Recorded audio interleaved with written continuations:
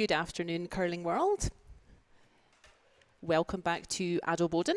We are here at the second iteration of the International ADELBODEN 2021 edition. Excuse me, here this is the second of the World Curling Tour events here in Switzerland.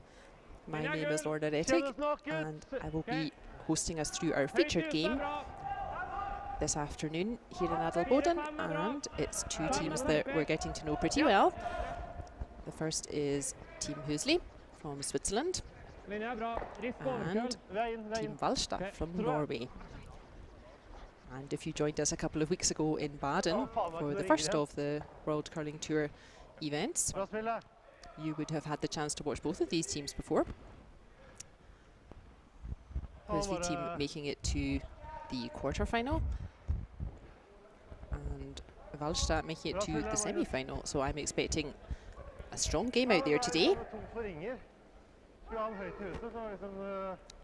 The teams were doing last shot draw just for the past 5 minutes or so. Team Walstad, this is their first outing for the weekend. They had a bye yesterday evening when the competition started, and you can see that Team Walstad had a better draw shot challenge, and they then get hammer for the first end.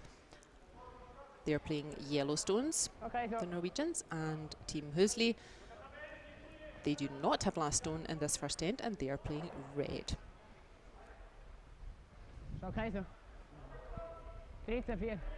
Pretty classical start here in the first end. Stefan Walstad with his familiar beanie hat, which I recently learned has its own Twitter account, remarkably. They're playing to the wings, and Team Hösli, they're playing towards the centre. The difference between having last stone and not having last stone.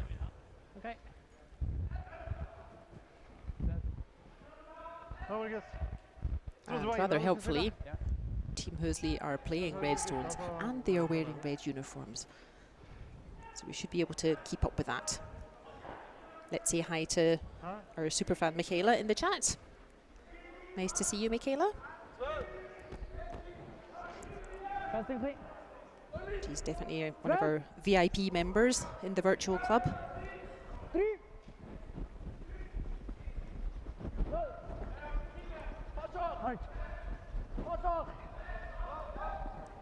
And if you didn't join us earlier on, first of all, you can catch up with that game in the video tab. I'll come back to that in a second, but don't be alarmed if the camera has a slight wobble. That just means that someone has opened the door to the ice hall, and there's a little gust of air that causes the camera to move just like that. But don't worry, the camera's perfectly safe. It's not going to fall off. So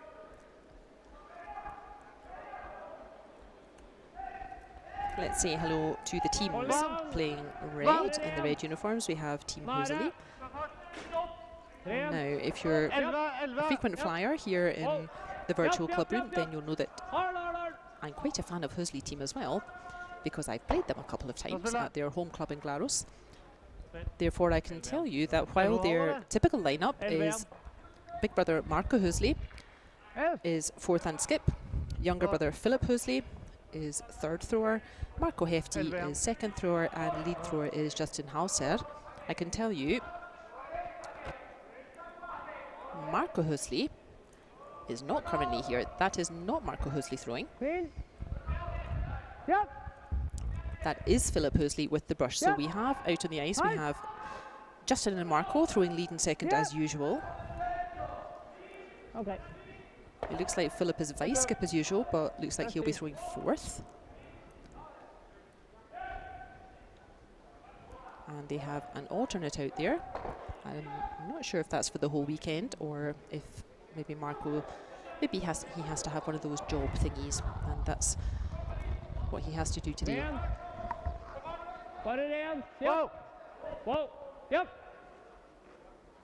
Hard. Hard, hard, hard, hard, hard, hard.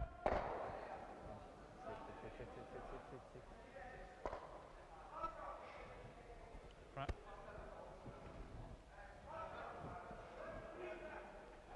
One 8.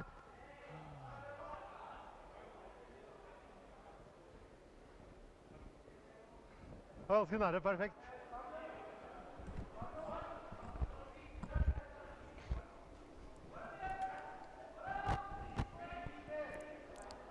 I just had a conversation there with my technical colleague, Chief Stucki, and I thought I recognised Yves Stocker from Jan Hess's team. That's who's just thrown just now. Now, what's going on is the following. So, as I said, we have that's Philip holding the brush, Philip Hösli, Marco and Justin throwing second and lead as usual. Marco Hösli, who normally is skip and fourth thrower for this team. Marco and Yves Stocker have switched for this competition, and the reason for that is that Marco Hösli and the rest of Yves Stocker's normal team, Team Jan Hess, they will play together in the Universiad later.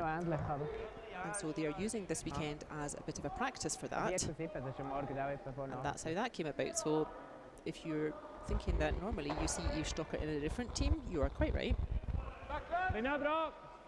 But they have switched Yves Stocker for Marco Hösli this weekend to give the Universiad team some practice. So that's what's going on there. We just need to concentrate.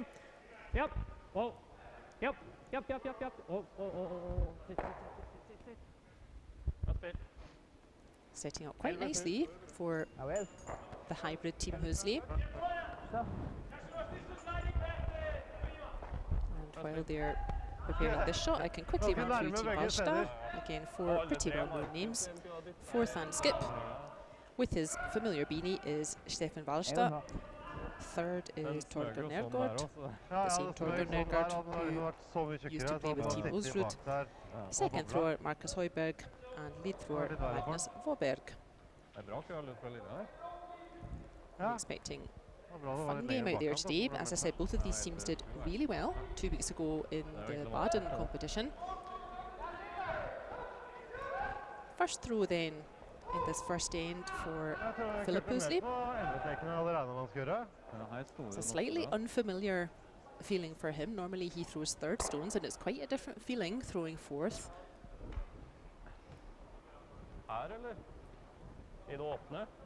That's why sometimes you would see, particularly in the modern game, it's not so much in the older days, but particularly in the modern game, it's not unusual to have a different fourth thrower, or rather someone who throws fourth may not be skipping the team, and that's because it's just quite a different skill set to throw fourth compared with throwing first, second and third. Let's say Peter de Cruz, for example, Benoit Schwartz is the fourth thrower, but Peter de Cruz is the skip. And actually, I think in Jan Hess's team, I think Jan is the skip, but Yves throws fourth, I think, or maybe the other way around. And yeah, today it looks like Yves Stocker is throwing fourth, but Peter is, Philip Hösli, sorry, is skipping.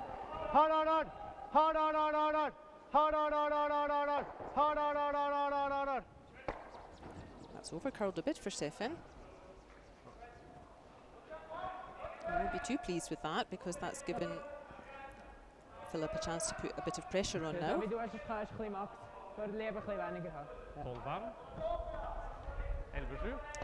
Yeah, so good practice for Philip here, throwing fourth. And the reason I think that throwing fourth is really quite different to the other positions is because you've really only got one chance. If you're lead thrower, second or third, there are stones coming after you. At least one of your teammates, if not more, will still have a chance. And that's not to say it doesn't matter if you miss a stone. Of course, at this level, we've seen time and time again, that's all that needs to happen is one little miss. But still, throwing fourth, it's not for everyone. It's for the kind of person who can really take that sort of pressure, because you've only got one shot, or rather one chance, and you have to get it right. That's why sometimes the statistics for the skips, or how well they're playing, can be lower than everyone else, because if you're throwing lead and your guard is 2 centimeters short, it typically doesn't matter too much. But if you're throwing a last stone and your stone is 2 or 3 centimeters short, that could be the difference between winning and losing the end. So it's not for everyone. There are some people who really just don't like throwing fourth, and it's good to know that about yourself. But for some people, I think it's just not a nice feeling, just feeling like there's a lot of pressure on you and you have to get this one stone correct. But that's not the case for Stefan Walstad. And he has a shot now to pick up 1 point in this first end.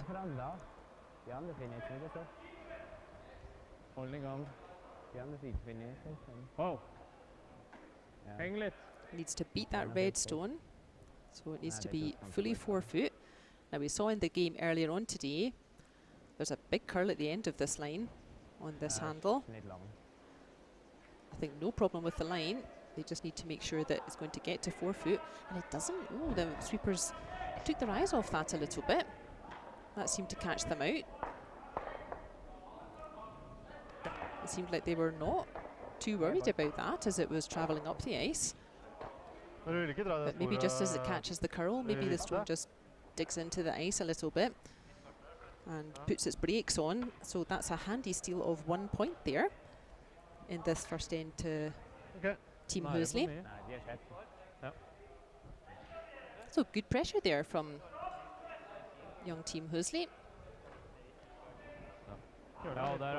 Unfamiliar for Philip throwing fourth stones, but hopefully that will give him good confidence for the rest of this game.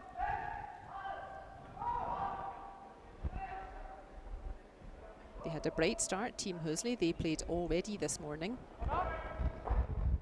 And they played Team Matti, also from Switzerland, and they won that 5 points to 3. So even though it's an unfamiliar lineup, it is not Justin House here holding the brush and skipping. It is Yves Stocker. But this hybrid lineup working well for them so far this weekend. As I said, we started yesterday evening. The first draw was at 7 o'clock in the evening yesterday on Thursday. This is our third draw today. We had a draw at 8 o'clock. We all watching together the draw at 11 o'clock. We saw Team Hürlimann against Team Nyman. We have 3 more draws today, including this one. After this game, the next draw is at 6 o'clock, and then the final draw today at 9 o'clock European. And then we're doing it all over again tomorrow. So 8 o'clock, 11 o'clock, 2 o'clock in the afternoon, 5 o'clock, and 9 o'clock in the evening. So plenty of curling for us to watch together. We've got a nice mix out there. We have some very familiar names, like both of these names are fairly familiar for curling fans. And we have some exciting new teams to watch as well. So familiar countries. We have teams from Italy, from Sweden. We have a young team from the Netherlands, but not perhaps the names you're used to seeing. So it's good to see new teams and younger teams coming through to compete at this level, and we'll be keeping an eye on all of them throughout the course of the weekend as well. So there's a nice shot of Magnus Vollberg, lead thrower for Norway.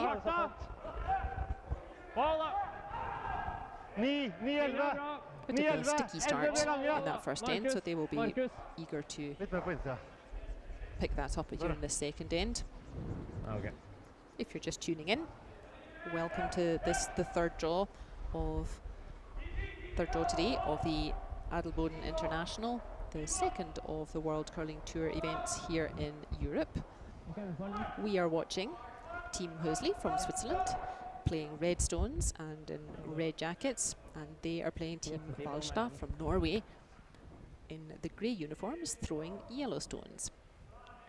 So first look in the second end for second thrower Marco Hefti.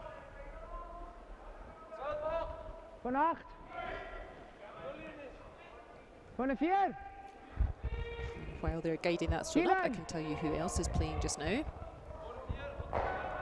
On the left of our camera as we look, we have Team Matti against Team Rizzoli, 2 young teams there. Team Matti also from Switzerland, and Team Rizzoli, one of the young teams from Italy.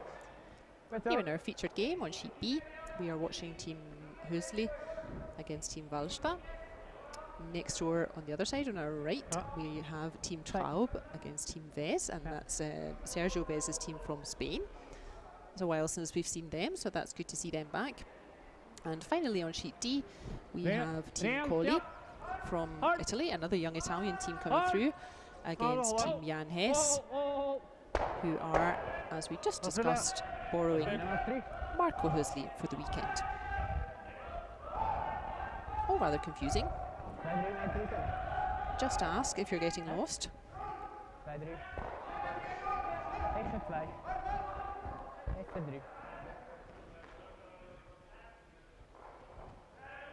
We'll be keeping an eye on how those scores are going as well. Second shot from Marco Hefti for Team Hösli. Nej, jag vet inte. Nej, längre stedt, ja. We often have Daniel Hösli in the chat, watching how the Hösli boys are getting on. It will be a strange experience for him that they're not playing in the same team today. He has 2 games to keep eyes on. Jeg tror hacken der, eventuelt sånn. Spill den nu. Swapping players though. As I said, Yves Stoker is playing in Team Hösli and Marco Hösli is playing in Team Yves Hess, so they've swapped those two around for some practice for the Universiad games. Doesn't seem to be affecting them negatively. Red set up pretty nicely here, as you can see. Stefan not getting a chance to use those yellow guards yet. He's having to keep his attention on the centre, where the Höslis are making his life a bit difficult, piling stones in there towards the middle. And they've got just in front of Philip's left shoulder there, they've got another red just hanging on. So indeed, that is Yves Stoker, third thrower this weekend in Team Hösli.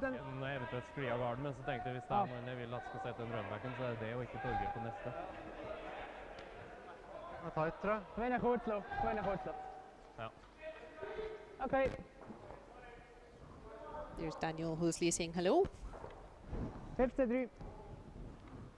I'm sure he's got the Philip's game on one screen and keeping an eye on Marco's score on another.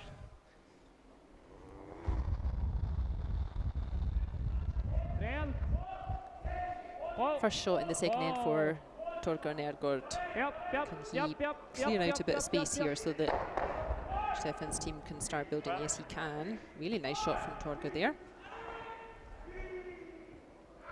Well, Philip not taking his foot off the gas anytime soon. He's just going to use those corner guards, try and block the way in for Stefan.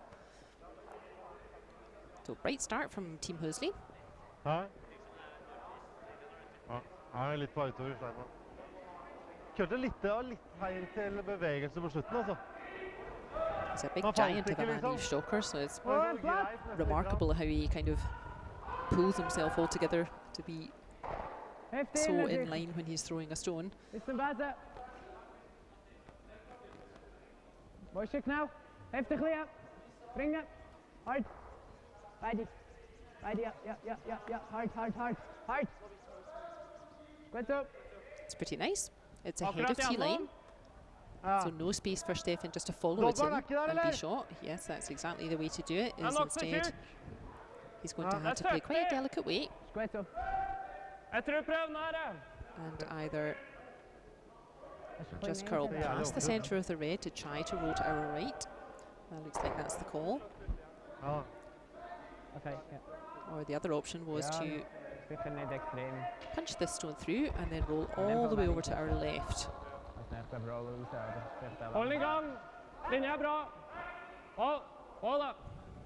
Michaela also has her other screen set up. Yes, there's a competition in Scotland this weekend as well. We're needing more and more screens to keep up with all the scores. That stone ends up being neither one nor the other, and unfortunately rolls out. So missed a bit of a chance there. Walstad's team to set anything up. Maybe Hösli's team have a little bit of an advantage because, as I said, they played this morning. And Walstad's team did not play this morning, so maybe just getting used to the ice this morning has helped Team Hösli out. Virker som kanskje retta spotten på banen nå, da. Begge steinene egentlig. Beveger seg ikke. 4 stones to come then. First stone of skip stones in the second end for Philip Hösli. Philip has also played at the Universiad, and I know this because there's a nice photo of him up in the clubhouse at Glarus. I think he won the Fair Play medal at the Universiad, which is a very nice reflection of someone's play. They haven't quite found the curl again here. Eve's stone last time didn't quite get curled in behind the yellows, and neither has Philip, so again, nice effort.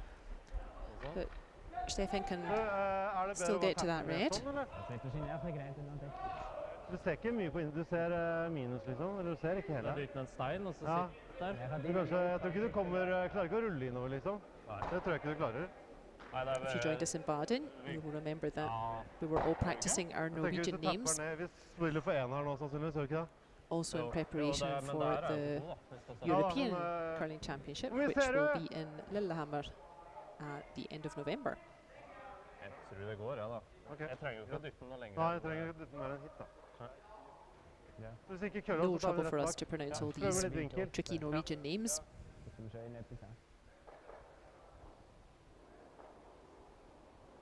Jeg tror det er fullt mulig da, hvis det spiller som backline-part, men å komme på innsida.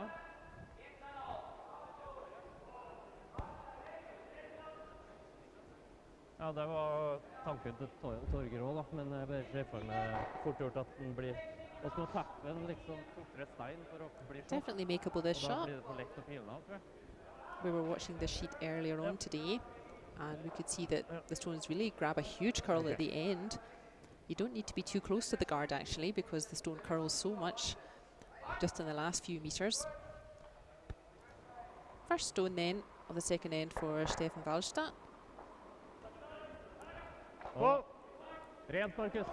Oh. Looks like he may have just touched that out as he was letting it go, but maybe that's how he always throws it. Magnus!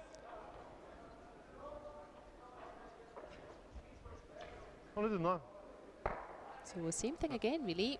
He does catch the stone, but he doesn't catch quite enough curl. And Team Hösli will be pretty happy with this end, I think. At the end of the stone, they are very likely to lie 3 red. No chance for Stefan Walstad to blank the end. And they will force Norway to pick up 1. So I think Team Hösli will be quite pleased with how this end has gone for them. Ja. Jeg prøvde å være tøff på det, men ikke tøff nok. This should be a straightforward shot for Philip Hösli. Yellow wide open there.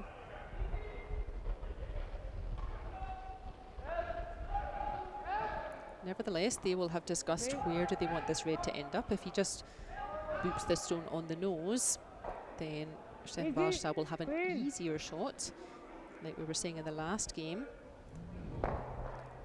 Just like that. So yeah, there's no chance of a triple takeout somehow. But this is an easier shot for Stefan Walstad than if they forced him to draw to the forefoot. They've just seen him miss a draw in the previous end. And this hit and stick, we would say. We want to hit the red out and we want to stick around with the yellow. He's going to play just the same shot he's just seen Philip play. And that should be a straightforward score of 1.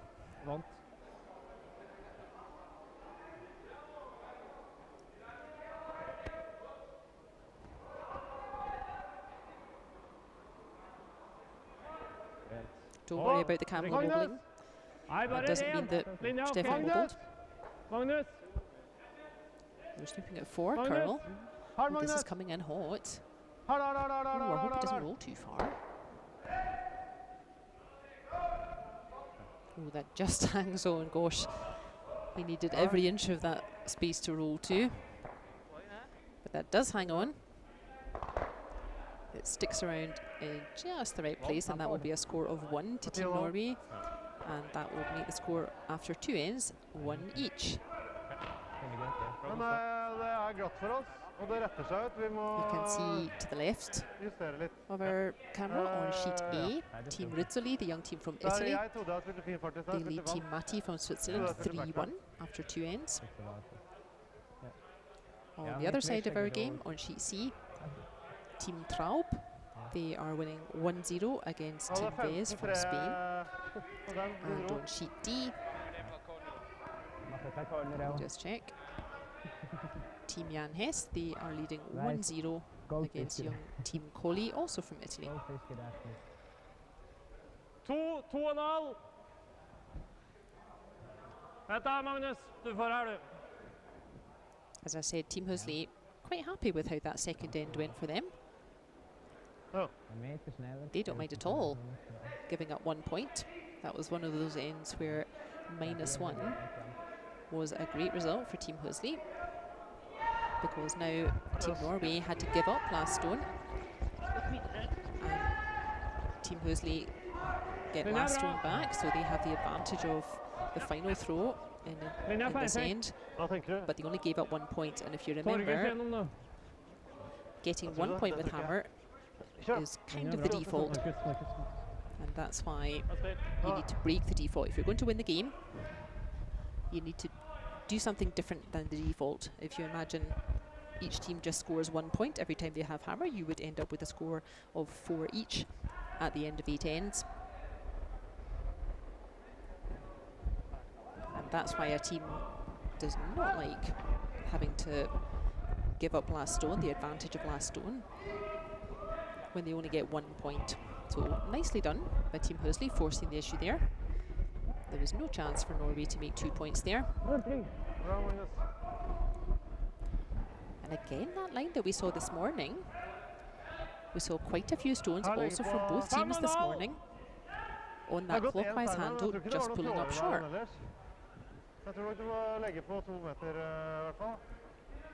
I don't think there's a patch of Velcro on the ice, but I'm starting to wonder a little bit. Everybody seems to be having a bit of trouble with that handle in this direction on the sheet. Linja perfekt. Litt tight nå. Yep. Norway then in this third end of our featured game. Yep. They don't have last shot, so they are quite happy to say thank you very much for that mistake there from Team Hösli, and use that mini pile of 2 guards out there. And that's a nice shot in there from lead thrower Magnus Volberg. 2 nice stones from him.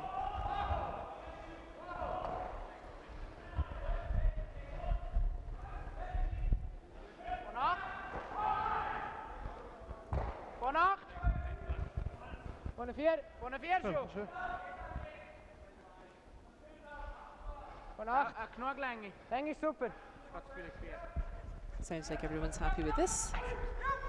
Team Hösli going for also a draw around the other handle, and this time they've got it. Lead thrower Justin Hauser has made that adjustment after his first stone came up a little bit short. And now that's 1, 2, 3, 4, 5 stones thrown.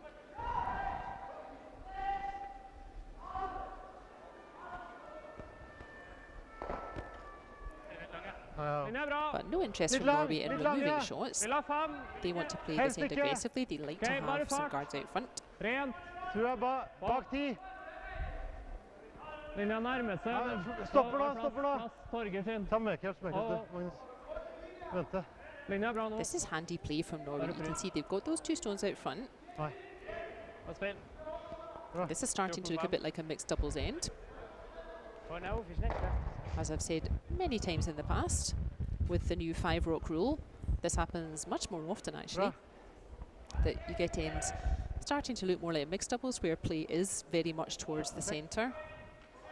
And that's enough for Yves Stocker. Those centre guards are not helping him.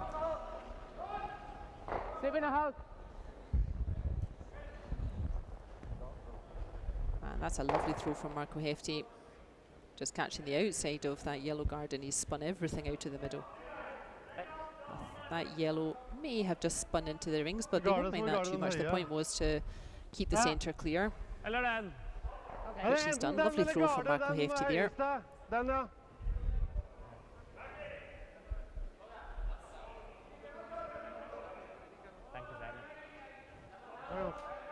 Norway still in quite a nice position though. They've got those two yellows ahead of T with the red behind it. Those can be dangerous, those two yellows for Team Hösli. So Stefan doing exactly the right thing. Let's keep playing towards the middle. Magnus, du må ta på slutten. Kjør, Magnus. Kjør. Now it's Team Norway who will be quite happy if Hösli has to give up last stone, only scoring 1. So they don't mind that red's still closer to the middle. Norway doesn't mind that if that red's still closer to the middle, because if they really cut down that scoring area, if they make it really difficult for Hösli to get 2, then -1 is a good score for Norway this end. That sounds like a screamer coming from Marco Hefti this time. Big weight. This looks pretty nice. Okay.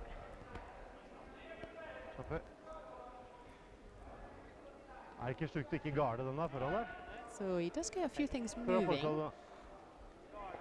But again, Norway in quite a nice position here. They've still got 2 dangerous yellows out front. I think this is a good idea. Just putting up another guard. Det skal ikke være superhøy, tror jeg. Men linje er det viktigste. Køler virkelig så mye der. If we put a guard right in front of those nice 2 yellows, that's making life quite difficult for Team Hösli to get a stone in behind all of that to score even 1, never mind trying to score more than 1. Okay. Du vet hvor linje er. Akkurat ikke hvite linje. Må gå merket hvis den er løs.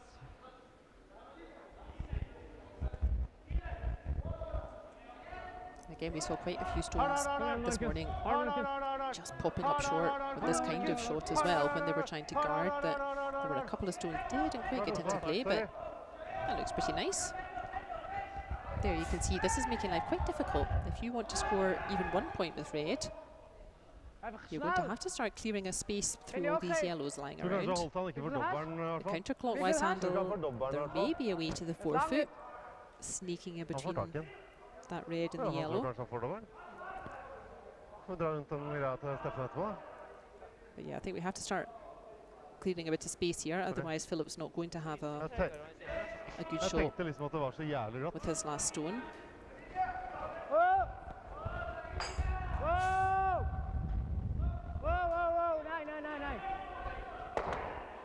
Nimna. Halt. Okay. Good effort from this weekend alternate player Yves Stocker. Moves both of those dangerous yellows, gets rid of one completely, and the other one is well behind T, so nice effort there, although he does leave that guard out front, but I think that's about the best he could have done with that shot.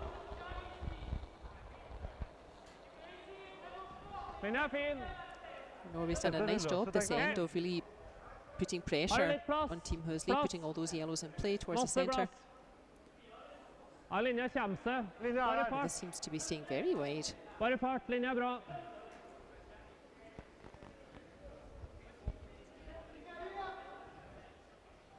So that little path we thought about on the anti-clockwise handle, there it is.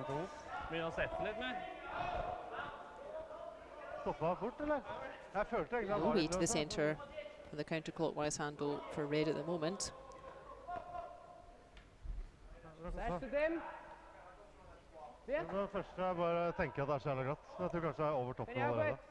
Yeah, Eve's a big hitter. I think he would fancy moving both of these stones. Tre på det som var topp 4 på, eller det som var tidligere der. Nesten urørt. Han ble hengende igjen da. Litt mer press. Maybe he's going to drive that red back. The red guard back onto that yellow. That's a good idea as well. And that moves that red further away from the centre line as well. That's going to overcurl though, so he certainly get rid of the red, but not going to catch a yellow. Life not getting any easier then for Team Hösli. They're not quite finding their angles at the moment.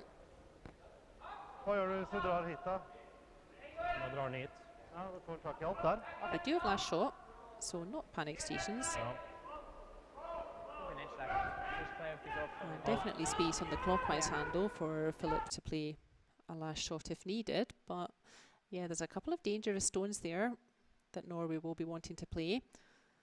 You can either push that one back a little bit, that's a nice stone, or you could think about blocking the clockwise handle yourself. Just leave that dangerous yellow where it is and play on the other side of the centre line, on the left of the centre line as we see it. But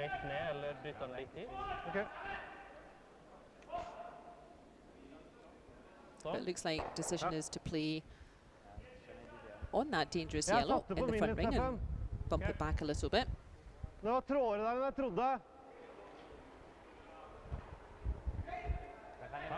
And they may not expect to steal this end, Norway, but by piling all these yellows in, we're putting a lot of pressure on Philip Hösli, not able to build an end here. Their reds haven't been able to get stones in play and start moving things around a little bit. This is nicely done end from Norway. Jeg tenker enten dytte den rett ned til T-line, eller curl litt over og rulle litt til senterlinja og dytte den skrått. Both teams very experienced at this level now, particularly Stefan Walstad's team.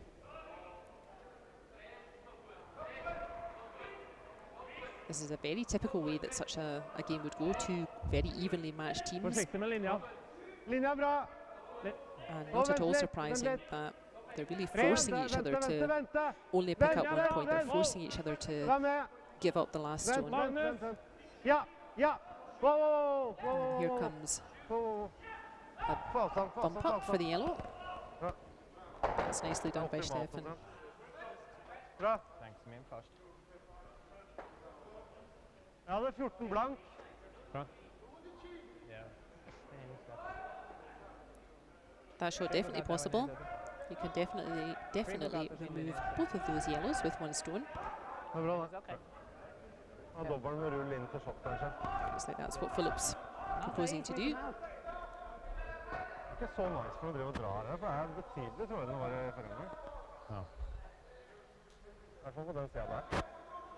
I'm not sure he can do this after his shot though. It looked like they were proposing to get this double takeout and then roll to the left as we see it, but I'm not sure the red shooter would then out-count either of those yellows potentially. So Norway is still looking quite happy here in this third end. Ja, for det så ut som han backet av og var redd for at den var lang. Ja, det et annet spor. Så ser jeg mange her som jeg tror lange. I think he's pretty nice for the double. Oh, but he's jammed it though. Han har lyst til å dra her. Ooh, that could be a big mistake. Ja, hvis du gjør det, så viser du han veien litt da. He's just made his last shot a little bit more difficult now, Philip. Yeah, so what do you do? I don't see any chance really that Team Hösli could pick up 2 points here, definitely not. And what Norway are now discussing is how can we make it really hard for Philip Hösli to even make 1 point. You can see that yellow just next to Torger's feet. That's counting shot. I think the yellow at the back is counting second shot, and that yellow just in the front rings. That's to say, I think that yellow's in the front rings. Yellow might even be line 3. The discussion then is how can we try to block the easiest path for Philip to really force him to play a difficult shot with his last stone. 2 stones to come in this third end here in ADELBODEN, in our featured game between Team Hösli and Team Walstad. Big chance here for Norway to capitalise on that mistake from Philip. He was pretty close to making the double take out. Just left that yellow lying around. For deg i stad har vært bak 9 eller hva? Okay.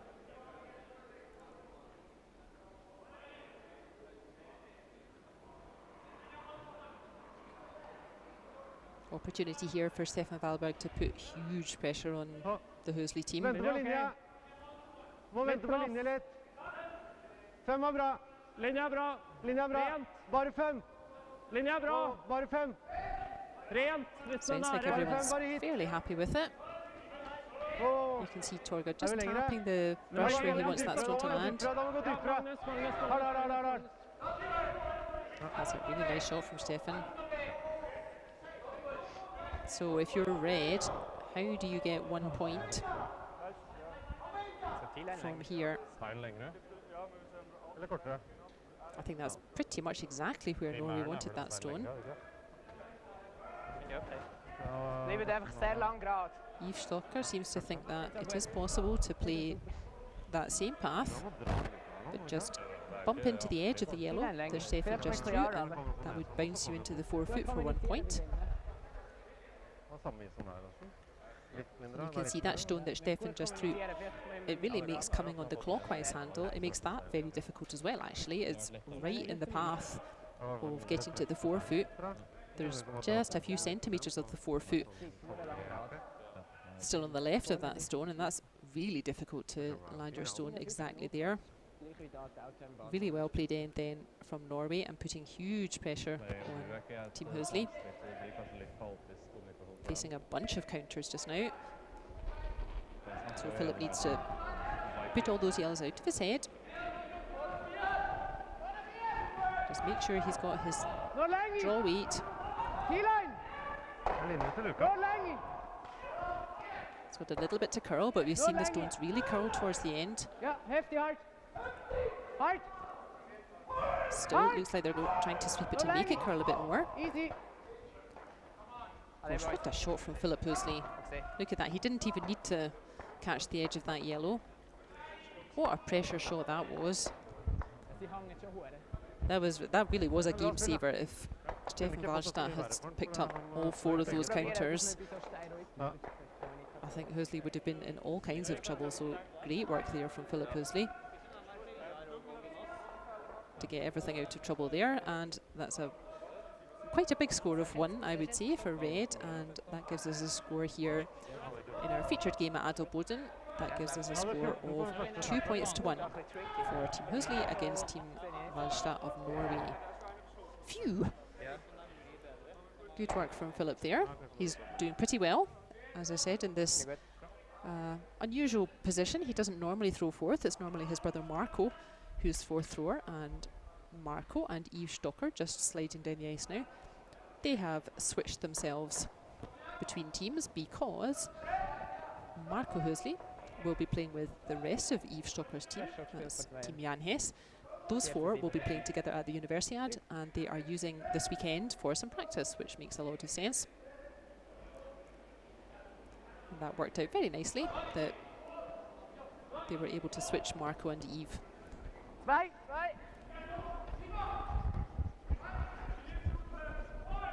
So let's see what else is going on around the sheets.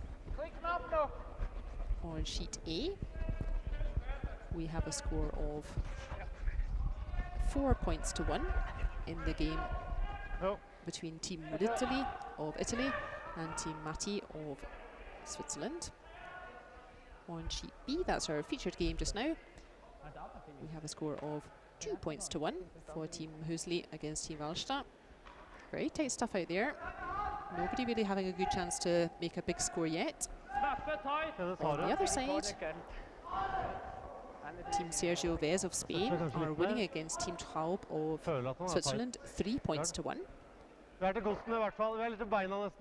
our fourth game over on sheet D, that's after 2 ends. It looks like they haven't put up the score for third end yet. After 2 ends on sheet D, it is 1 each for Team Colli, also from Italy, against Team Jan Hess of Switzerland. That's an interesting game next door on sheet C, so on the right of our camera as we're watching. Team Spain, skipped by Sergio Vez, they're playing Team Noah Traub from Switzerland. And Team Traub, they also had a really good showing in the Baden Masters a couple of weeks ago. They made it to the quarterfinal and came up against Team Peter de Cruz. And goodness me, they pushed Team Peter de Cruz all the way to the last stone. They pushed Team Edin in the round robin.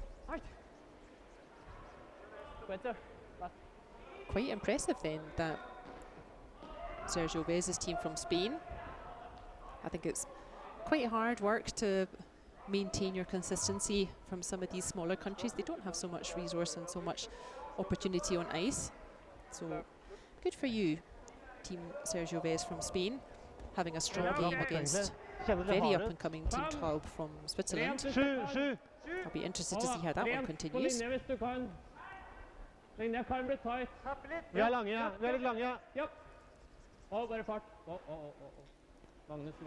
Meanwhile, here in our featured game, we're in the fourth end. Here in ADELBODEN of Team Hösli from Switzerland against Team Walstad from Norway. It's a really nice sunny weekend here in ADELBODEN. The organising committee seem to be very good at speaking to the tourist office and getting the sun out for the players for the weekend. It was lovely here last year as well. If you imagine what a nice Swiss mountain town looks like, that's exactly what ADELBODEN looks like. It's lovely. 12 is good. 8. 12. English got freeze. Getting towards the halfway. All of our games here are 8 ends. This looks like a nice stone for Marco Hefti. He's having a really strong game out there.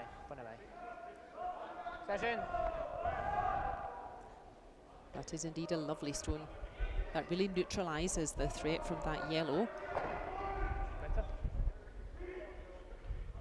Stefan's going to have to indeed start building some angles, a bit like in mixed doubles, to start moving things around to get that yellow back into play now. But it looks like he's asking second thrower Marcus Højberg, looks like he's asking him for clockwise draw. Just nudge up to that back one. Norway playing yellow stones. They do have last shot here in this fourth end.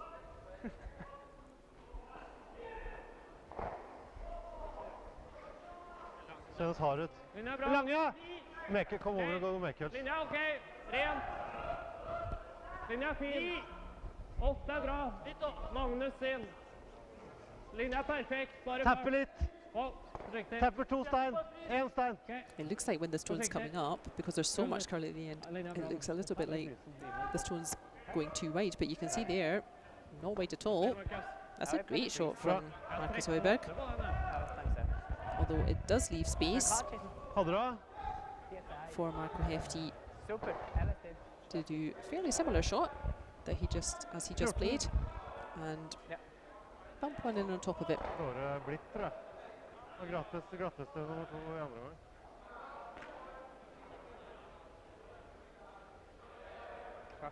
Now we should have the chance to watch most of our international visitors, I think, over the course of the weekend. We are always watching sheet B. That's where our cameras are, and we will be featuring one game every draw here on sheet B. Oh, he's just not quite round it though. He had just the right weight. Look at that. Okay. But didn't quite catch, or rather caught too much curl there, didn't he? So again, Norway have a good chance to put a lot of pressure now on Hösli. If you now put a yellow there instead of a red, golly, that is giving Philip Hösli all kinds of trouble to score from there. And in fact, Norway has last shot, sorry, in this fourth end. This could be a dangerous situation then for Hösli team. Litt lengre! Og heng litt her. Vi må kølle. Torgers gjennom nå. Hvor er han? Ja, vi er samme. Setter seg nå. This needs to catch that big curl though, the second throw from Det er ikke bans. Marcus. Vi kunne ikke koste før, Steffen. Stoppet her hadde ikke vært bra. Jo, det var bare... Ja. That's not quite where he wanted it, and I think they were a little bit nervous of sweeping it because they wanted it to curl. They didn't want to hold it straight out there. And they may have given a half chance back to Team Hösli, and it's big old Eve Stocker who's throwing. So don't hold back, Eve.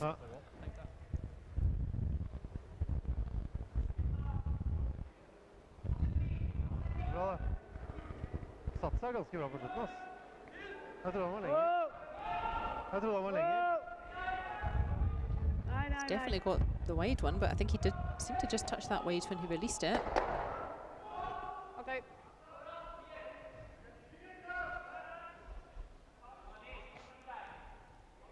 So we cleared out the immediate danger of that yellow that was just in front of the forefoot. Yellow still lying 3 though, and definitely nice space as Stefan is pointing out to do something very similar. So actually basically the same shot here I think would work very nicely if you put a yellow. Doesn't need to be all the way back to those yellows behind the tee line. If you just put a yellow rather front of the forefoot ring, you're giving Eve Stocker a huge target, but there's a lot of granite to move. Okay, har plass. Linja grei. Marcus. I'm sure Eve Stocker warming up his throwing arm. I think this could be a big one as well. Yeah, they need to be very careful here, Hösli. It's yellow who has last shot in this end.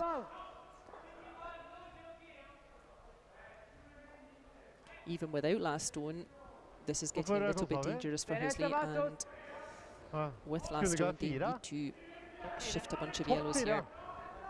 So again, take a bit of a run at this, Eve Stocker. Don't hold back. Okay. This looks a bit better for line, certainly. That was more like it. Oh wow, that yellow scooting backwards across the house there.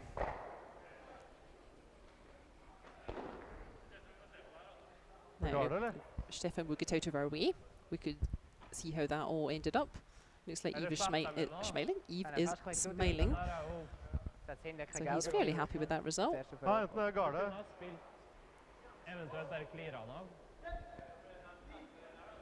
I think that looks pretty nice. Difficult to move that. There we are. Now Stefan's moved off the centre line a little bit. Difficult to get rid of that red. That red that Eve just threw, that's the one that's now in the front of the forefoot. I think quite difficult to get rid of that red. And indeed, unless Norway maybe guard that or do something about it, then that's exactly what Philip Hösli will be going for with his next shot.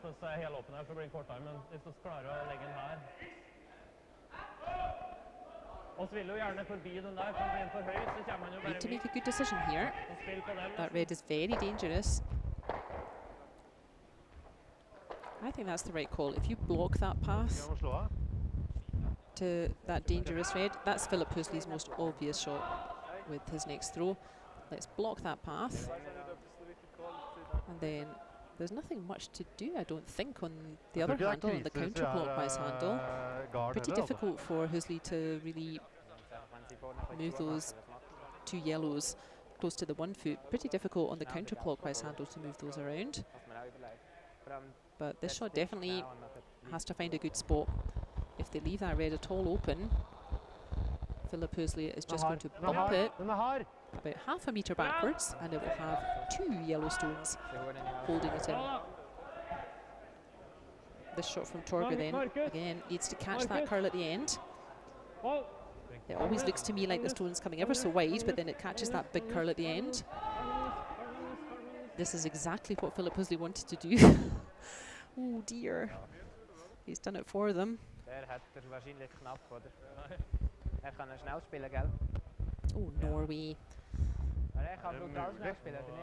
You've let Team Hösli off the hook a bit here. You had them under all kinds of pressure. I think a bit of a rush of blood to the head for Torger, and he's bumped that red in. And it looks, I think it looks quite safe. I can't fully see while Yves and Philip are taking a look, but once they've moved away, I think that red that Torger bumped in looks quite happy in that little nest. Oh, they might come to regret that, Norway. That was a huge chance to build a nice end here. It just shows you what a nice shot that was from Yves Stocker, that big takeout with his second stone, leaving that dangerous red. And now that danger has been realised.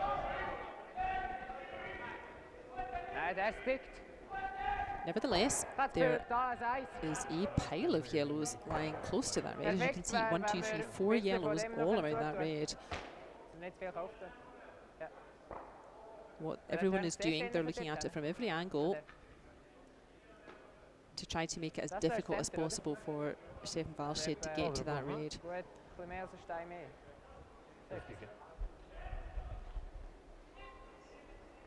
Because if Stefan could ever just squeeze that red out the side, he could pick up a hatful for his famous BB hat. Yeah, 1, 2, 3, 4 yellows lying around that little red snuggled in the middle there. So this better be good, Philip.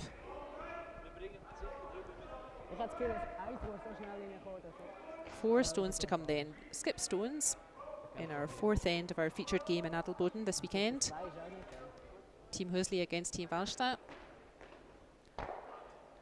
First throw for Philip Hösli. And it looked like they want to throw a guard to try to block the way to that one little red right in the middle.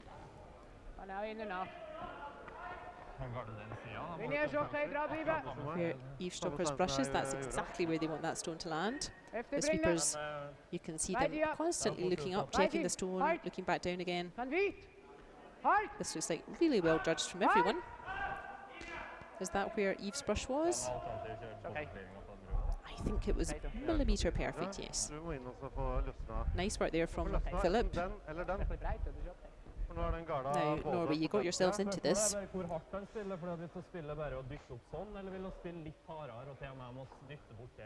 we get out? 3 stones to come, 2 for Norway, 1 more for Hösli.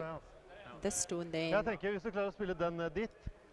think they just need to work out how to clear a bit of space. You can see how clustered all those stones are right on the centre line. There we are.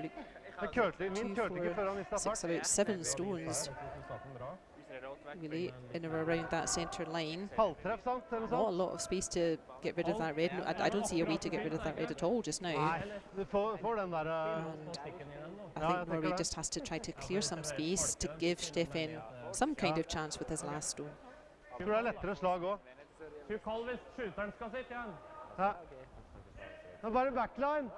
Not easy though.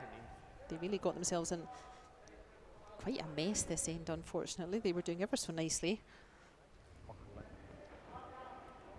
And that's what we keep saying at this level, is that one loose shot and your life is so much more difficult.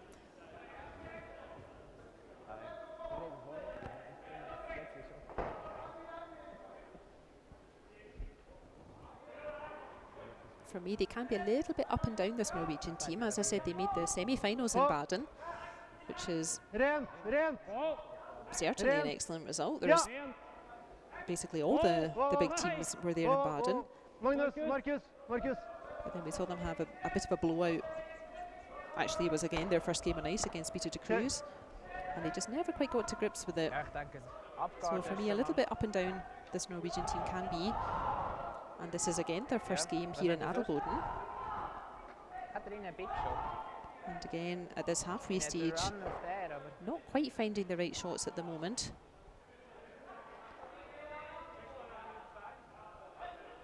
Wir können nicht zwei machen, ne?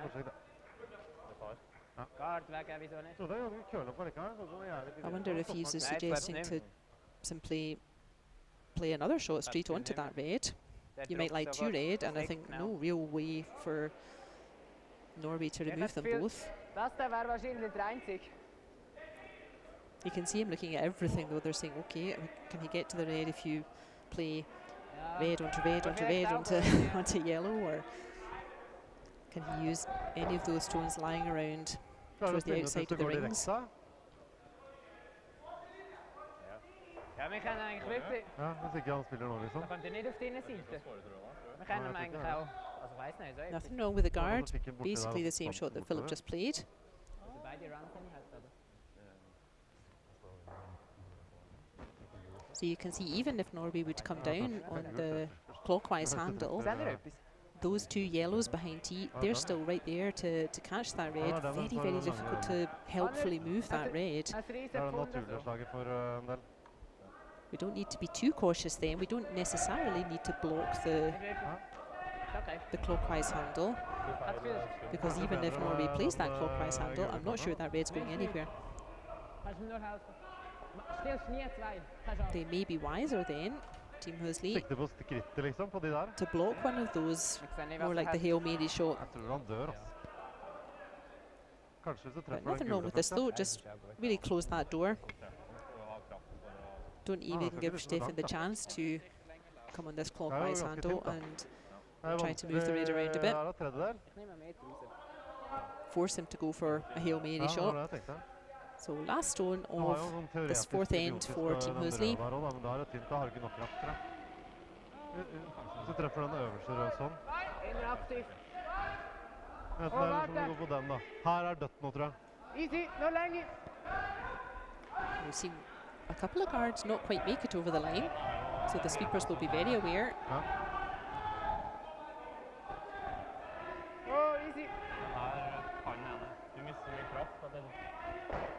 Looks like he's got that just about right. If those two yellows behind T, if they were not there, then for sure that would be a good shot for Stefan to play. He could play on the clockwise hand, backline hat kind of way. And that guard's rather long, so there's definitely a path on the clockwise handle to the red in the middle, but his problem is it's just not going anywhere.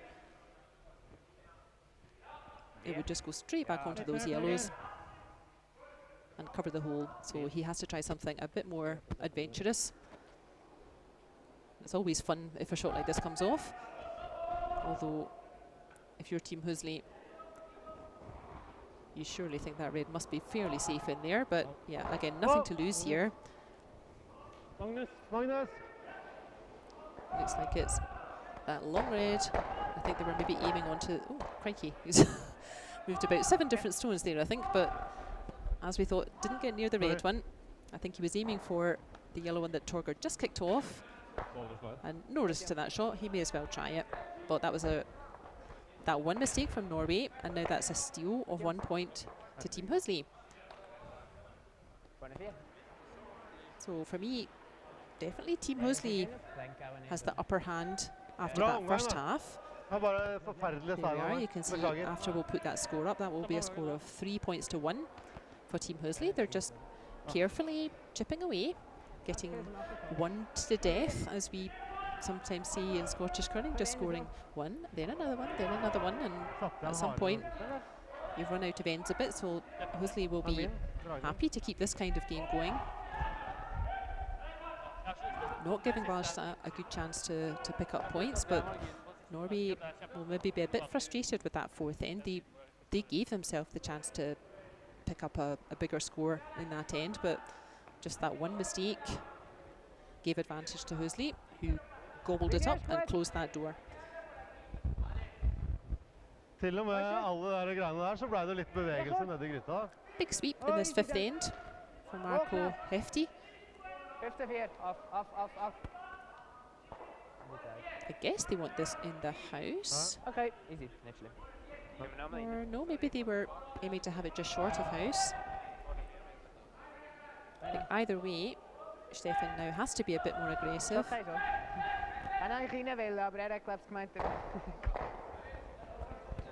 Even if that red had gone into the rings, I don't think Stefan would have hit it, because Norway playing yellow, they are now 2 points behind, and if they would just hit the stone in the house, then Hösli will hit their stone in the house, and if we just do hit for 8 stones, then Norway would pick up only 1 point, which, as we said, that's kind of the default.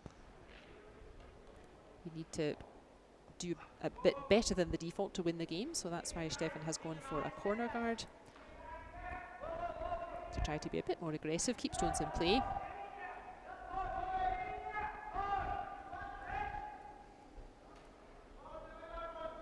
If you joined us a little bit later and you expected to see Marco Hösli holding the brush here, normally speaking, you would be absolutely right.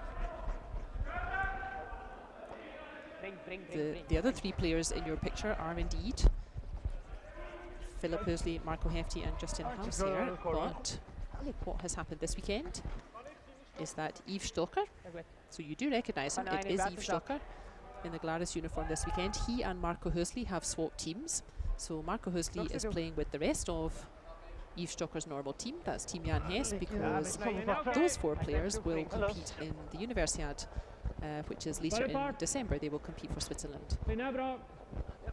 So don't get confused. Okay, Marcus in da.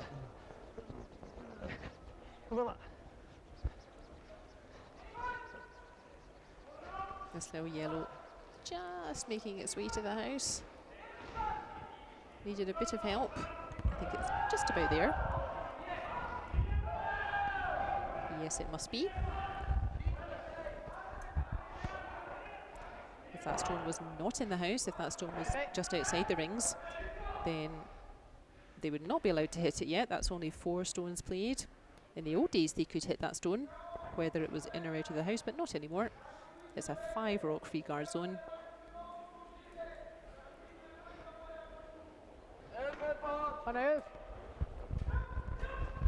First throw for Marco Hefti in 5th end.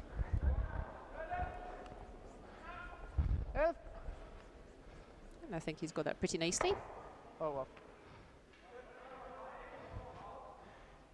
That's nice from Marco. That gives Stefan a second chance to get something in behind that corner guard.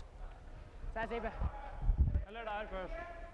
well, as we said, you threw up the corner guard for a reason. If you play towards the middle now, you're going to lose that corner guard and you won't have a chance to use it again. But looks like that is the decision, to play towards the middle.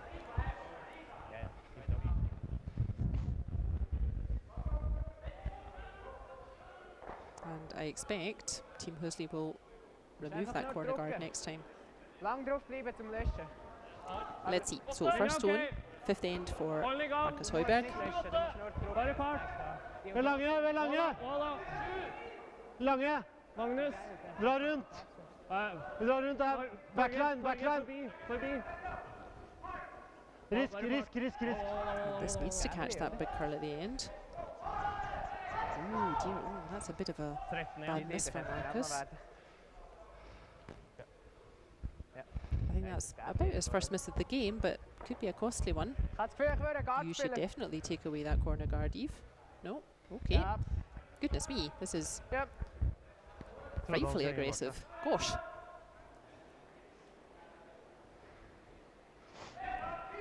They want to get this game over and done with by the look of it, Team Hösli.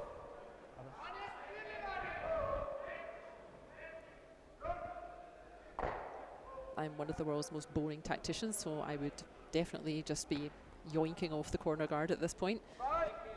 But that's why these people play at this level and I don't, because the game has changed.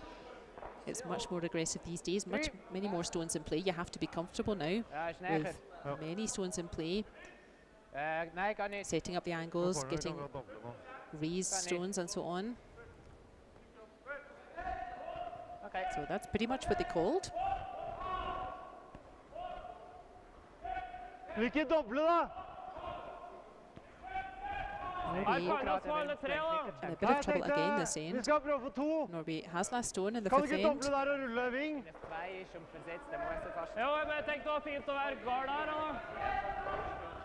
But unfortunately for them, Hösli has a nice red. You can see it is almost touching that pin right in the middle. Da har vi corner der og corner der. There are 2 guards out front. So before Norway can score anything, they had to do something about that red, at least on the forefoot, and those centre guards are not helping them either. Yeah, we need to start creating space here, lads.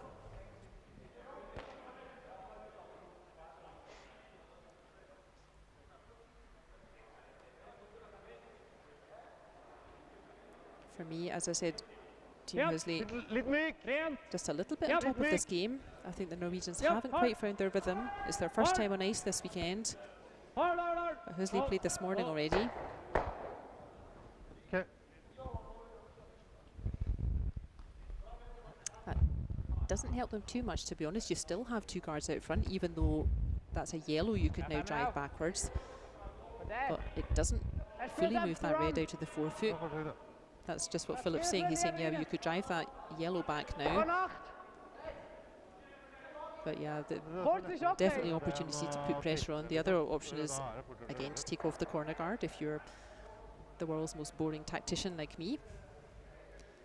But this is a nice aggressive call. Let's put a second red in there and force him to make a raised double takeout. Let's see if the Norwegians have got that in their pocket today.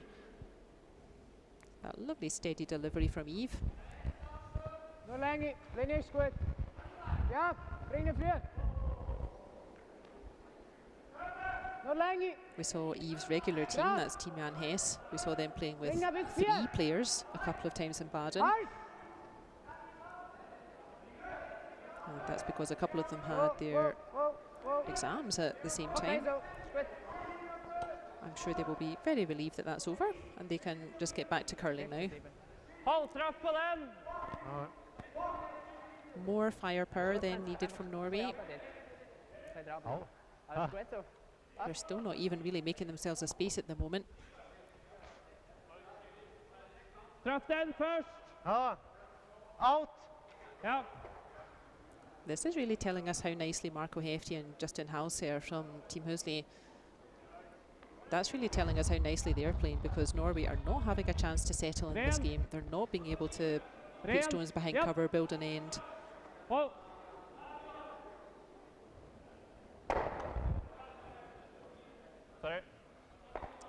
Again, these clearing shots not really working out for Norway. There's still a red on the forefoot. There are still 3 guards out front. The angle on those 2 front yellows doesn't squirt back to the red now, I don't think. You may be able to catch an edge of it, but it's not easy. And I think Philip's quite right. Yeah, let's just put another guard out there. Let's keep forcing Norway to make these clearing shots before they're even getting 1 point.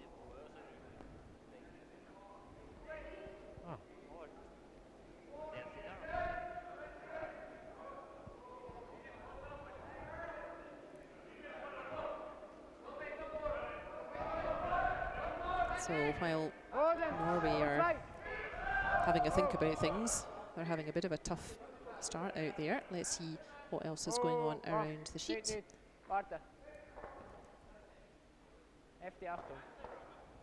Next door to us, there on the left of our screen, it is a lead of 6 points to 3 for Team Rizzoli from Italy, a young team up and coming from Italy, versus Team Matti from Switzerland, so 6-3 to Team Rizzoli. In our featured game, it's 3-1 for Team Hösli against Team Walstad. And I think whoever wins this game, I would expect to see both of these teams later on in the competition.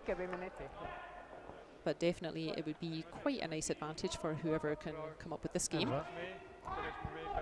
On the right of our screen, on sheet C, it's a score of 3 each between Team Traub of Switzerland and Team Sergio Reyes from Spain. Really happy to see Sergio and his team back in competition. We didn't really see them last year. Hard. That's a really nice effort from Torger. That's certainly cleaned out the forefoot. Again, I don't think he could have done too much more with that. There were so many stones out front. I think he's done a good job to give himself some kind of space, some kind of chance. And then just to finish up what's going on the other sheets. Very tight game on sheet D. That's Team Colli, another young team coming up from Italy, against Team Jan Hess. And that's a score of 2-1 after 4 ends to Team Colli. And Team Hess, no pushover. They made quarterfinals in Baden 2 weeks ago. Really bright start then, really good stones from Team Colli by the look of it. We've got several familiar flags here. We have quite a few of our countries that we would normally expect, but different teams. So we have a couple of new young teams from Italy. They're both out on the ice just now. That's Team Rizzoli and Team Colli, who are both winning just now. We have Team Sergio Reyes. Sergio, hugely experienced. He's been around for hundreds of years, even though I think he's only about 30. But good to see them back at this level. Great shot again from Philip Hösli in our featured game here. And then this morning we watched Team Nyman. That's a young new team from Sweden. And we also have a new young team up and coming from Netherlands. That's called their talent team. So you may be more familiar with Jaap van Dorp, the current men's champions from Netherlands. They are also playing in Scotland this weekend and representing Netherlands curling this weekend here in ADELBODEN is their young talent team. So I'm excited to see how they play. Jaap van Dorp's team, of course, just going from strength to strength. So lots to look forward to here. There's a new, relatively new, French team also here, Mercier. We've got a really nice mix of established teams and newer teams to watch this weekend.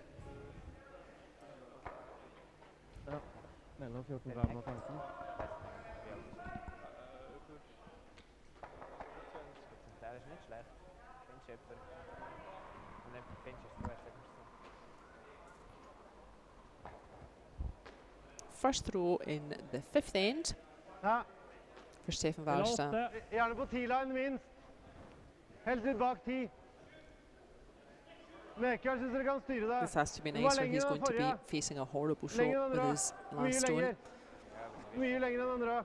Mye lenger. Kom igjen, hard. It's pretty good again. You can see how much it curls at the end there. Not quite enough though. Now, if you just come up with a gentle weight, if you're Philip Hösli, and if you just want to push that yellow through, yeah, as Yves indicated, maybe roll away to the right of our screen as we're looking. And then you're really forcing Stefan to draw the pin again, which he certainly can do, but putting all sorts of pressure on Norway at the moment, I think, in this game.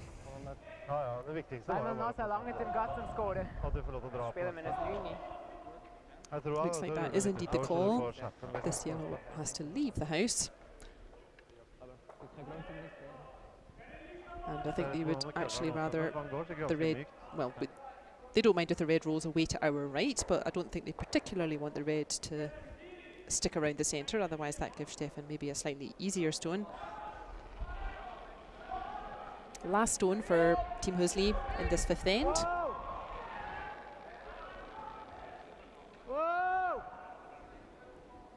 Oh, it's staying very straight at that way, but does enough. Okay, so. Du har mer is, eller, Steffen? So Stefan has to play exactly the same again. He's playing against at least 2 red, and then maybe that red might just be in the front ring as well. So as I said, throwing against at least 2, he needs to play exactly the same shot he just played. We always joke that's the hardest shot in curling, is copy-paste, same again. But as I also always say, that's Stefan's job. That's why he's there. He expects to have to draw to the forefoot to get out of trouble or to finish a game. That's what he's there for. And he expects to have to make this shot, but that doesn't make it easy. Like we said at the beginning of this game, throwing fourth is a very different experience than throwing first, second or third. It's not for everyone. Everyone's standing back from that. And there you can see, not so easy to just throw exactly the same shot again, please. And he's overthrown that, Stefan. 3. And Torger just saying 3. It sounds like that was a steal of 3 red. And that's a game changer, that shot. So instead of a score of 3 points to 2, I think we're going to have a score of 6 points to 1. Yeah, Marcus disappointed in that. That was a steal of 3. And this is why throwing fourth is difficult when it's a big pressure shot like that. This is, I wouldn't say typical, but it can happen that you overthrow that last shot because your heart's pumping a bit and you're feeling that pressure.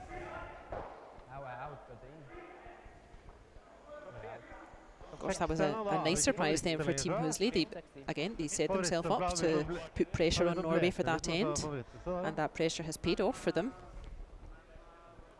Really in control of this game now. That was a real game changer. You can see if that yellow had scored, if Stefan had been able to just find that 1 foot circle again, we would be looking at a score of 3 points to 2. And he just overthrew it, and now we're looking at a score of 6 points to 1. Engelsk got to T-line. So I've got okay. Okay, so it's good. Perfect start from Justin House there. Lead thrower in Team Hösli. Looks like smiles all round for Team Hösli. I'm not surprised. They're having a really strong game.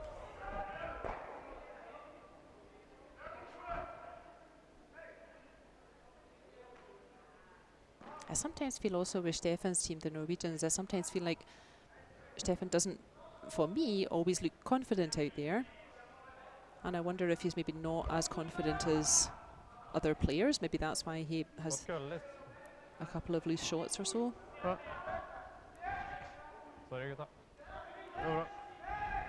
And there's no reason for him not to be confident. Stefan has been a world champion at skip. Team Norway with Stefan Walstad skipping, they won the very first World Mixed Championship. So 2 men and 2 ladies in the team. So Stefan should be feeling confident, but yeah, sometimes I feel like his body language for me suggests maybe he's not feeling as confident, and that can be why he has maybe a couple of loose shots.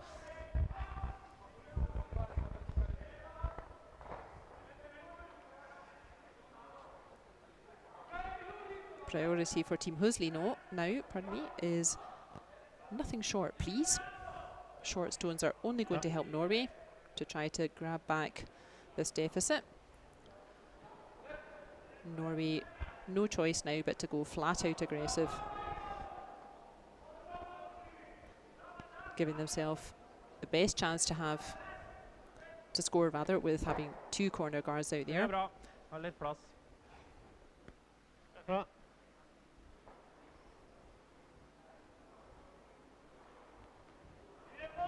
1, 2, 3, 4 stones thrown. In the old days, Team Hösli would just start removing those corner guards, not allowed to anymore.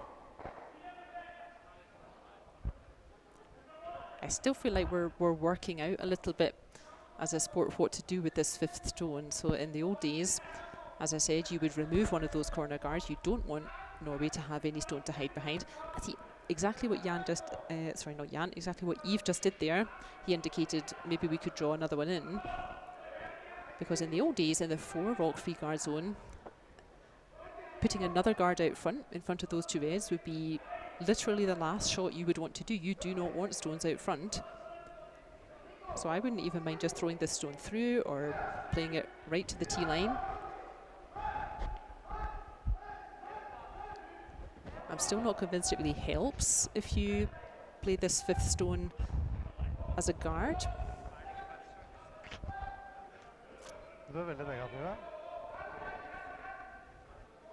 I feel like just because the rule has adjusted slightly and now it's 5 rocks free guard zone instead of 4, I still don't think it's helpful to have that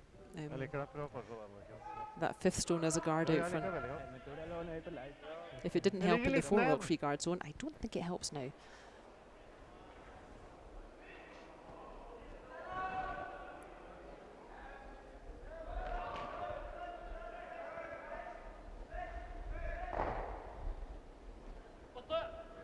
No more mistakes from Norway then. You can see they've got a huge hill to climb here.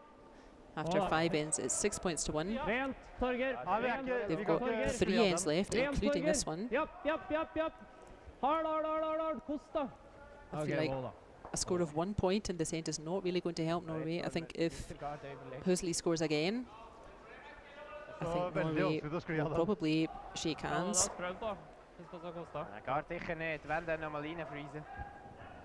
Is okay.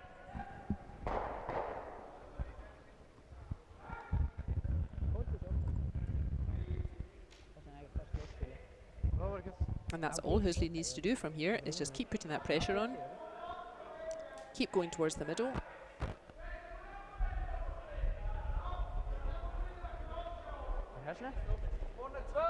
Bra, Markus. Hadde du vært perfekt, så kler av, men det kan du ikke gjøre nå. Hadde du vært perfekt, så han kler av. Når det ligger 5 meter, så er det greit at det blir liggende litt, tenker jeg.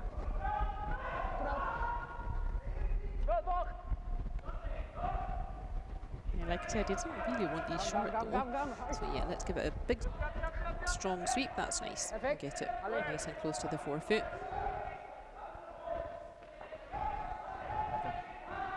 Every shot now for Norway has to be so precise, and it's really tough.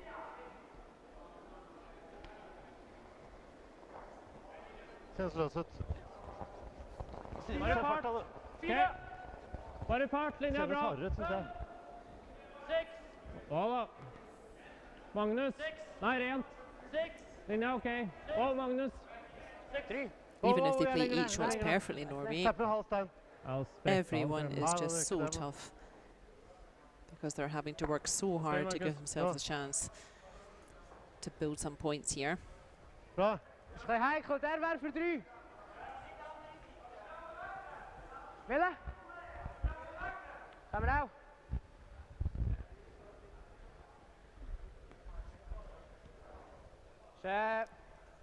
Take half. I think this is it's certainly a safer idea than putting another guard in the centre line. I don't think you really need another guard for the centre, although, well, they're thinking maybe they do. They're thinking maybe it's a nice shot for yellow to play on that yellow that Philip's just touching with his brush. And maybe they could drive that back and pick out both reds. I'm not really at the right angle to confirm that. Yeah, you can't guard everything. Again, what they want to do is force Norway to go for the most difficult of the shots.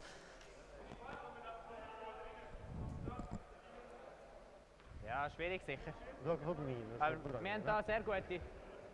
Also, ich will ihm der einfach nicht geben. Meanwhile, I can tell you what's coming up next today. Aber wir können auch da gehen. We are watching Sheet B here in ADELBODEN this weekend. And the next game is at 6 o'clock. And that's an all-Swiss affair. That's Team Heinimann versus Team Jungen. And we shall be having a pause to recharge the chat batteries during that one. And then we will be back again for the game 9 o'clock in the evening, all times European. And that will be Team Klima from Czech Republic against Team Hess from Switzerland. And we shall be back to watch that one together. And then we've got the same schedule tomorrow, 5 draws again tomorrow for Saturday. And we shall take a look and let you know later on which ones we'll all be watching together. Decisions made then. First shot for Yves Stocker in the 6th end featured game. It looks like they are trying to neutralise this yellow here. Well, hefty. Bring that. Hard. And I think that's exactly what he's done. That's a great shot from Yves Stocker. Sehr schön, yeah. There you can see that's really neutralised that danger.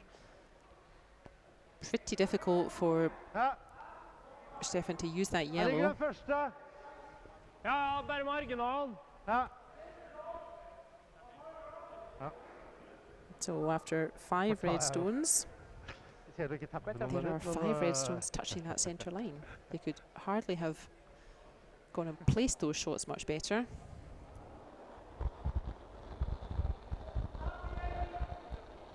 Okay. Tight. Yep. Tight. Yep. Farta. Hold. Bare fart. Linja bra. Linja perfekt. Yep. Yep. Hold. Bare fart. Yep. That's exactly what Stefan called for. Nice shot from Torger. This is about as much as Norway can really do. They're not going to have an easy shot from here. All they can really do is try to keep yellows in play, try to get them safely either in front of reds or behind guards.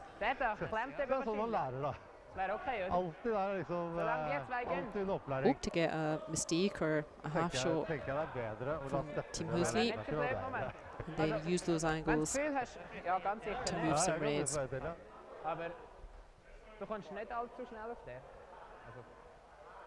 They're asking themselves, what is Stefan's best idea?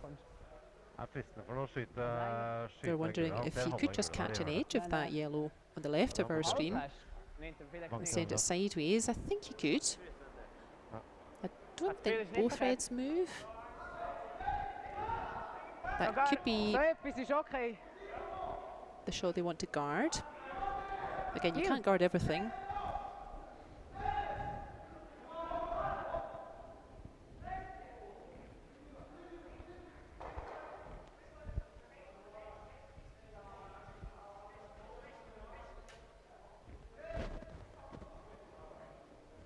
Sehr gerade sein darf.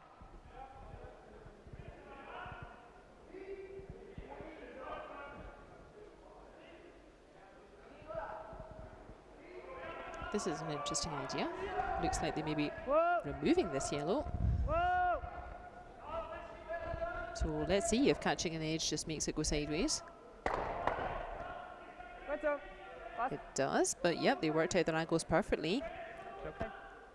And now you can't use that yellow. It's ended up behind T. Great shot again from Yves Stocker. That player swap seems to be working out pretty well for this team at least.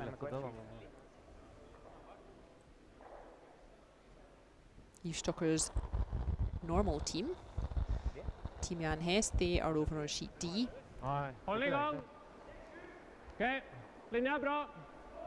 They're playing young team Colli from Italy. Ha litt plass. Markus. Magnus.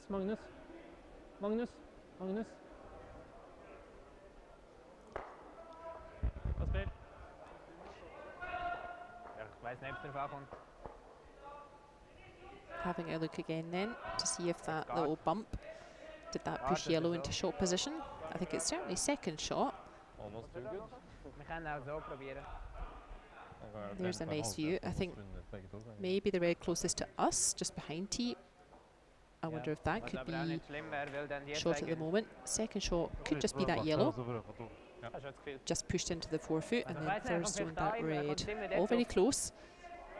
What they don't want is to let Stefan have a go at that again. Just keep on bumping those yellows into the forefoot and gradually pushing the reds out.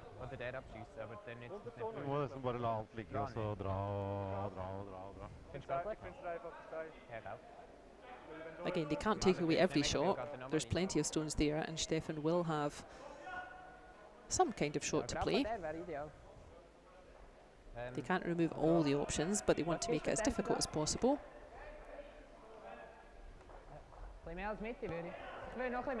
-1 is totally fine for Team Hösli here. I'm sure they would love to score this end. I feel like if Team Hösli scores again, I feel like then that could be handshakes. But they don't mind at all giving up 1, as long as it's no more than that. Even a 2 is not a disaster, but I think they would much rather get this game closed out and not start giving away loose points.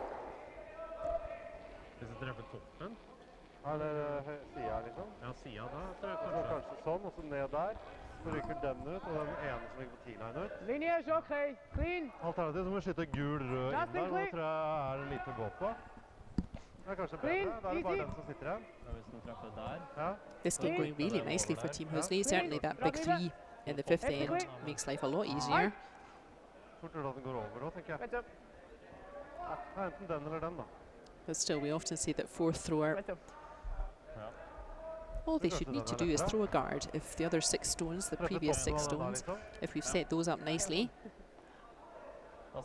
all 4th thrower needs to do is just guard what's already there, and that's exactly what Philip Hösli has done the past couple of ends. Going very nicely then for Team Hösli. And yeah, Norby having to look at all kinds of crazy shots here. Prøv å stikke inn rett på, og så ser vi hva som skjer. Walstad finally getting to use his corner guard to drive towards the centre. I'm sure that's not quite how he anticipated using it. Or maybe they're thinking of that for last stone if needed. I'm not quite sure if Torger's just giving himself space or if maybe they're going for more like a draw shot.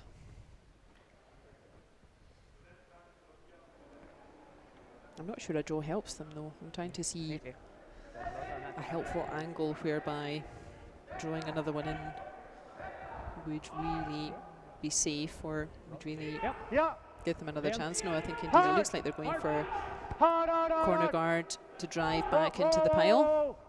He's certainly got a good angle on it. Look at that. Great effort, Stefan Walstad. Really nice. Det ikke kom over. Nå ligger den og ringer inn da. That's moved a lot of the danger. And given himself a lot more space for his last stone. Only 1 more stone to come for Hösli. And now it's the reds that are behind T. Yellow definitely lying 1. And Hösli wants to make sure there's no chance to get more than 1. Hvor hardt klarer du å spille her, Steffen? 5 Nesten må spille der på den der. Du skal få den I think they're wondering if there is any way that you could come round on the clockwise handle to play on that front yellow in the 8 foot. From my angle, it looks like not, but maybe they know better. Ja, den der trenger ikke å spille så mye fart på. Men det er ok. Kort er ikke ok. Man kommer ned med Det er bare for 3, tror jeg. Eller bare for 2. Ja, jeg kan nok litt med. Nei, 3 kanskje. Det er ikke sikkert også. Nei, du kan få slå en gul da, stemmer det? Du kan 4 på det. Looks like they want to land just where Eve's brush is now. As we said, they don't mind giving up 1 yellow. They just don't want to give Stefan a chance for a big score. But that nice shot from Stefan before, that could really have kept them in the game here. I think without that, they may have been looking at an early handshake. stryke den du får igjen, Men fortsatt så tror jeg ikke at den femmeren kommer bortover, da. Føles liksom som bare kanskje. Få spinn, altså. Last stone in sixth end for Philip Hösli. Litt streff her også. Die snel is voeren. Alles dicht. They know they're giving up one yellow, but it doesn't bother them. They're 6-1 ahead. Alles dicht. Vorne vier. They want to make sure there's no chance to make more than that. Ja! Halt! Okay. It's okay. Good. Nei, det noe som spiller, ikke? Ja, men I think that's found a good spot. That's really closed off that path on the counterclockwise handle for Stefan. He can't just now use that path that Hösli just came down and just do a dead draw into the centre. He's going to have to try something a bit more dramatic. There, I'm pretty sure that yellow is lying short, the one just close to the 1 foot circle. And if they could just get rid of that red at the back. Ah, no, wait, there are 2 reds in the back of the 4 foot, so no, that doesn't help either. How do you get a second yellow to count from here?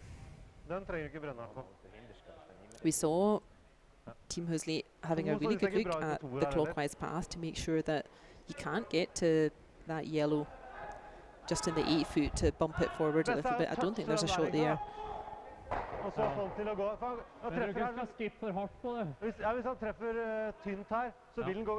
That might be his only chance, is to use his second corner guard. Also in an unusual way that he maybe wasn't expecting. To use that corner guard to drive back. So corner guard yellow onto that yellow in the 8 foot, onto the shot yellow in the 4 foot to squirt out that red at the back.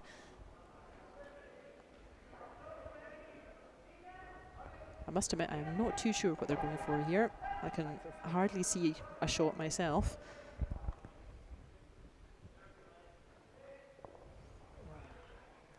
Good luck, Stefan.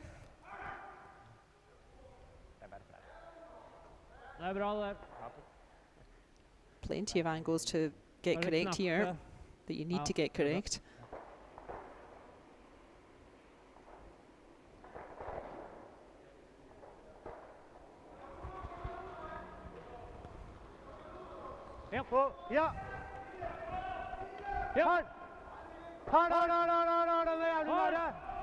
He's not far off again. Oh, really close. Great try, Stefan. That was two Hail Mary shots he was really looking at in the 6th end. So picks up 1, no problem. A brave try to get a second point there.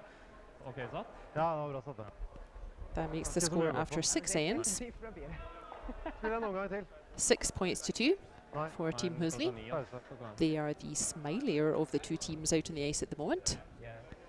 They're having certainly a happier experience than Team Walstad. As I said, sometimes for me, Team Walstad, they can be still a little bit up and down. And when they're up, they're really up. They made the semi-final in Baden a couple of weeks ago. But from time to time, they have a game like this as well, where they just don't quite find the right shots. They're just not quite got the rhythm.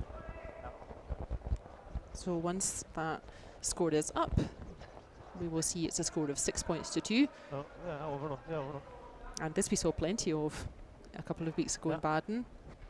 We put that first stone just over the hog line. We saw how difficult that is to throw it gently enough that it stays close to the hog line, but hard enough that it does indeed get over the hog line. We saw this time and time again at the Baden Masters, and the reason your first stone goes just over the hog line is because it is more likely to stay in play, and it's more likely to be protected by the free guard zone still than if your stone was closer to the rings.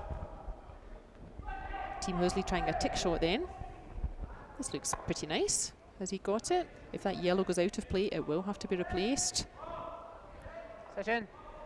That's a great shot from Justin Halser. Big smile from Eve Stocker. That's really nice play. You can see that yellow totally useless over there as a guard. It's not guarding any part of the rings anymore. The only way it could become useful is for something to crash into it and maybe spin back into the house, but that he couldn't have played that any better, Justin Halser.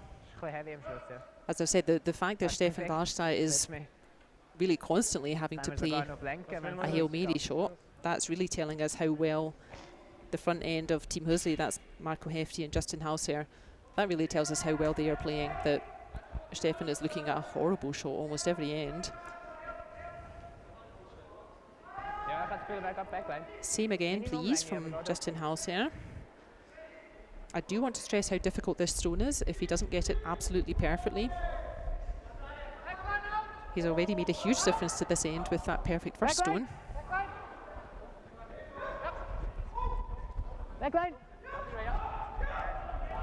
He's not far away. This looks pretty nice again. Hard. Ali, perfect. Well, Justin Halser has definitely earned his drink at the post-game apéro. You see a bit of a smile on his face there, quite right. That's completely neutralised that central area. Again, not giving the Norwegians a chance to settle at all in this game. They're not giving them a chance to set anything up. Okay.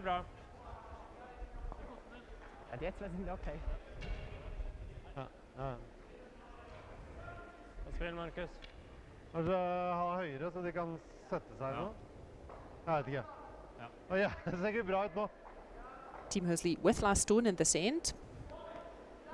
So they definitely don't want centre guards cluttering up. They are 6-2 ahead, Team Hösli, and if they score 1 point in this end, they will be 7-2 ahead, and I expect the Norwegians will not play on. So that's exactly why those stones can still be useful. There you can see that spun a yellow stone back into play there. So these guys, they know their angles. That's exactly why you play those stones closer to the hog line, because then they still end up, just like we just saw there, able to catch another stone and angle it back into the house. So a little bit of luck there for Norway, although, as I said, they set it up to give themselves that chance. Okay. Let.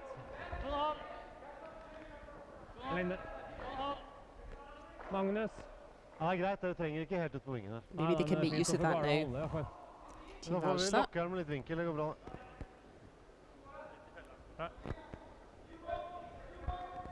Hvis du ikke får noe snøre, så får du ikke hengt seg.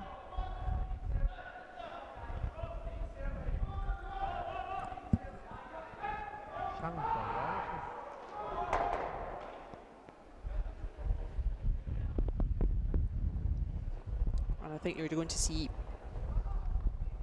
big takeout after big takeout now from Team Hösli.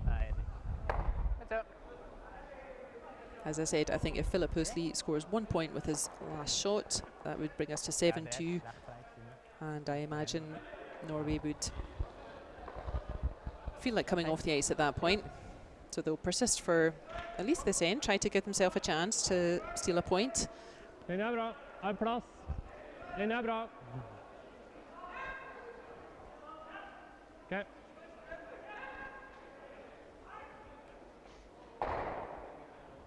They're trying to place these stones close enough together that they might get another lucky angle and redirect a stone somewhere helpful, but not close enough together that Hösli can get rid of both of them.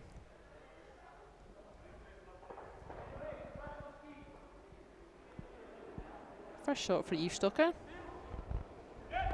Yep. Yeah. Whoa. Has he got them both though? Oh, not quite. Dan heb ik hem grip. Nice throw though. Ja, let's match zo.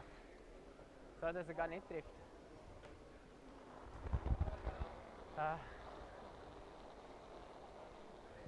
This end going again nicely though for Team Hösli. That yellow is in play, but it's only in the 12-foot. Team Walstad, they would need a mistake from Philip Hösli with last stones for that shot in the front rings to really mean anything, to really come into play. And we're just going to see the same kind of thing again. Philip Hösli asking third thrower Yves Stocker to definitely get rid of the guard, and if he's really clever, maybe he can pick out that one in the house. Clean, clean. Whoa. Okay, good up. And exactly the same shot from Yves Stocker there.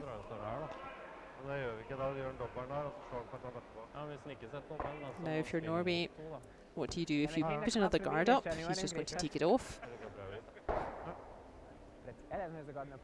That's probably a better idea. Let's get a second yellow in the house. He wants to go in behind that yellow in the front ring. But you can see the difference in expressions there. Philip and Yves behind the playing area. They're all smiles and chatty. And Torgen and Stefan definitely looking a little bit more sober. I'm sure Team Walstad will be picking up wins from here. This was always a tough first game for them on the ice today.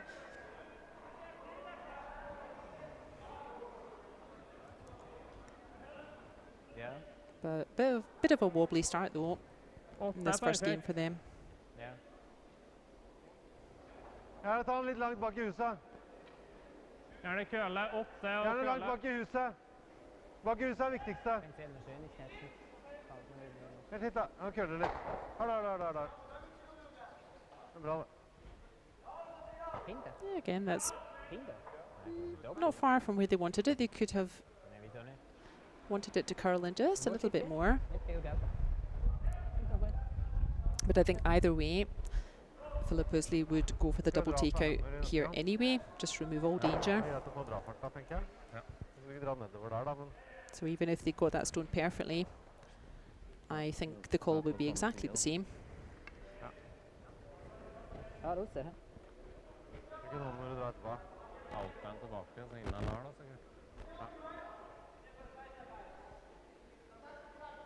Vi skal dra nå, så kan vi liksom dra et eller annet sted på senterlinjen da. Så skal vi velge høyden utifra hva han gjør nå. Ja. Big wave from Philip. Det er sannsynlig at det blir siste steinen vår. Is that just going to overcurl? Oh, it does. He was molecules away from getting the double. Okay.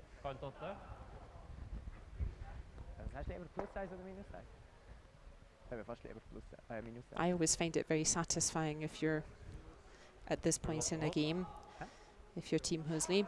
It's almost like you find that you play better when you could even afford a miss or two, but that's often how it goes.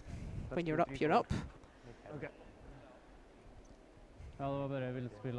It's a really nice feeling hitting for home, so just meaning let's just not let stones build up, let's not get in any danger, let's just hit everything out and finish the game that way. That's always a satisfying position to be in.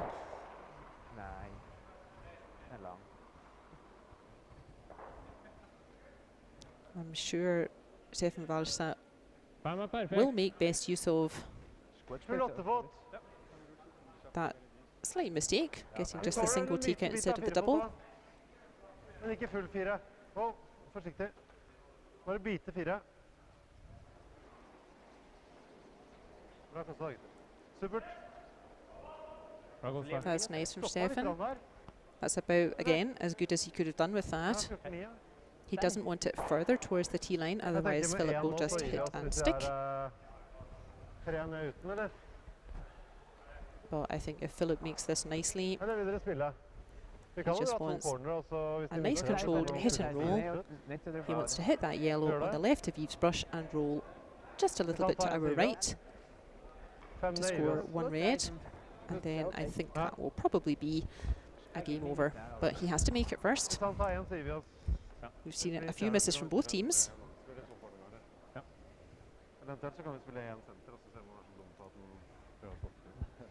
If he hits and rolls out, then it will be one for Norway.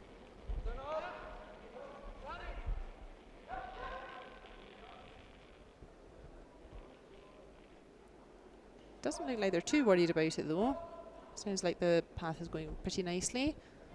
There we are. Nice hit and roll. Okay, thank you. Good luck. And well played. Good luck. that is game over. That's a really strong win from Team Hösli there. As you can see, that big steal of 3 in the fifth. That was the real game changer there. But well closed out by Hösli. It can be easy to get ahead of yourself after a big end like that in the fifth and lose your concentration maybe a little bit. So that was well closed out from Team Hösli there as well. Yeah, so indeed that swapping of players, they've swapped Yves Stocker for Marco Hösli. Marco playing with Team Jan Hess for the weekend. That swap seems to have worked out well for them. And they're just going to take the stones back up to the 8th end, which we didn't need, and they'll keep one behind, and the teams will be doing their last stone, sorry, their draw shot challenge for next game. And meanwhile, I can just give you a last roundup of what's all going on the other sheets. Yeah, a bit disappointed there, the two Norwegians sitting down. They can still manage a smile. These teams know each other pretty well at this level now. So as I said, these stones that are about to come, nothing to do with that game. Our feature game is finished. That was a win for Team Hösli, 7 points to 2. It is a win on sheet A for Team Rizzoli, the young Italian team, over Team Matti from Switzerland. And after a bright start from Team Sergio Vez, it ended up being a win for Team Traub on sheet C, 7 points to 3 over Team Sergio Vez from Spain. And over on sheet D, what was a very, very close game